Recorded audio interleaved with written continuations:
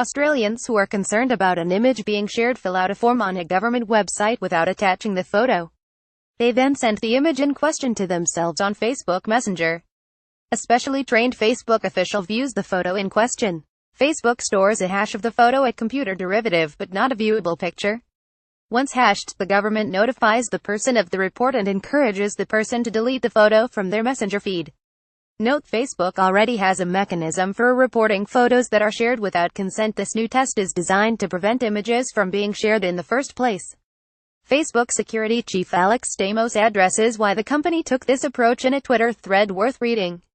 "We are aware that having people self-report their images carries risk, but it's a risk we are trying to balance against the serious, real-world harm that occurs every day when people, mostly women, can't stop non-consensual images from being posted," Stamos wrote.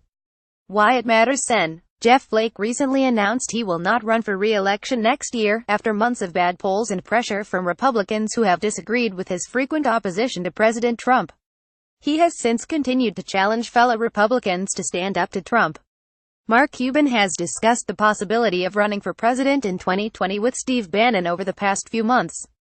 Bannon has encouraged the Shark Tank entrepreneur and Dallas Mavericks owner to run as a Democrat, according to a report by the Daily Beast. Why it matters. Bannon wants to break down the entrenched political system, so he might view Cuban, with his mix of social liberalism and Ayn Rand devotion, as someone he could work with on the left. And while it might seem odd that Bannon would seemingly work against Trump, don't forget that he told Vanity Fair last month that he only gives his boss a 30% chance of lasting a full term. Though Amazon now collects sales tax on all goods it sells from its own inventory, it does not necessarily collect tax for third-party affiliate sales. The failure of Amazon or these third parties to collect sales tax cost South Carolina $57 million last year, the state says. Amazon didn't immediately respond to a request for comment. What the law says as it stands, retailers aren't required to collect sales taxes on goods sold in states where they don't have a physical presence, though customers still technically owe but rarely pay these duties. What's next? States are challenging this standard in jurisdictions around the country, with the most closely watched case being a South Dakota petition filed earlier this month to the Supreme Court, asking it to review whether it can constitutionally require retailers in other states to collect South Dakota sales tax. The initial impression of Trump was completely led by U.S. media reports. These absurd reports deeply influenced Chinese public opinion. It wasn't until his election victory that the Chinese public realized they had been cheated by the American media. Many leading U.S. media outlets are now discredited among the Chinese public, partly because of their fake reports during the elections and subjective opposition against Trump, the Global Times writes. Irony alert: most leading U.S. media outlets are blocked in China so few Chinese can actually read them. We celebrated today in the Trump movement as MAGA Day, Make America Great Again. Right, a high holy day. It's MAGA Day. And we'll celebrate it like Bastille Day going forward, Steve Bannon. To the New York Times. Macy's and Nordstrom reported Thursday that sales at individual stores fell year-over-year in the third quarter, while sales at Kohl's stores rose just 0.1%. Shares at all three firms rose over the past 24 hours, as the results weren't as bad as investors had expected.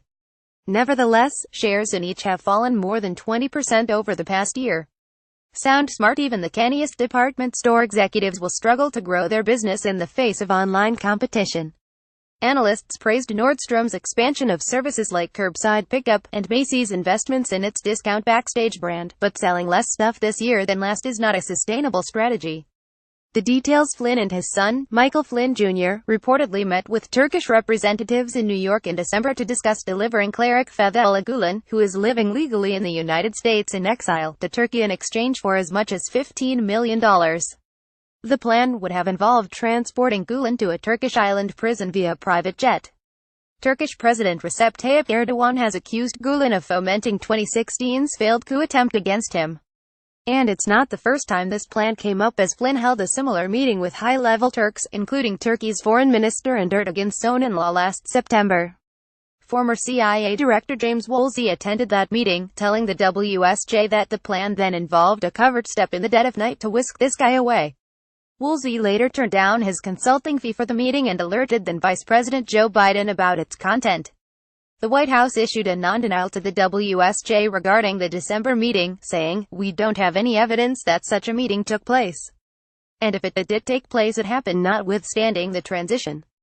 Don't forget Trump fulfilled a key campaign pledge earlier this year by pulling out of the Trans-Pacific Partnership. That multinational trade deal was an expected boon for many of the nations attending APEC, not to mention a check on Chinese trade power in the region. More from Trump's speech on China. By name, I recently had an excellent trip to China, where I spoke openly and directly with President Xi about China's unfair trade practices and the enormous trade deficits they have produced with the United States. On China, not by name, we will confront the destructive practices of forcing businesses to surrender their technology to the state and forcing them into joint ventures in exchange for market access. We will address the massive subsidizing of industries through colossal state-owned enterprises that put private competitors out of business all the time. A movie reference. Finally, let us never forget the world has many places, many dreams, and many roads. But in all of the world, there is no place like home.